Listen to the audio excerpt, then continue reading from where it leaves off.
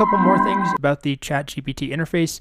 If you want to change the theme or any settings, although there's really not very many settings, you can access those settings under the three dots right here, and then you can go to settings. And right here under general theme is where you can change the color theme. You can go to light, you can go to the system theme, which I believe is just the light, or you can go to dark. There are some other settings, plugin dev tools we're not going to worry about until we talk a little bit more about plugins. Even then, it's really not important unless you're creating plugins.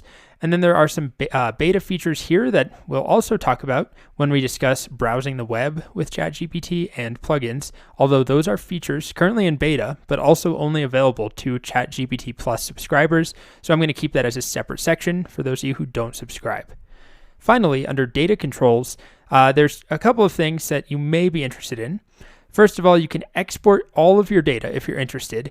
This is not just your information, like your account details, but all of the conversations in its history, or their history, will be downloaded in this report.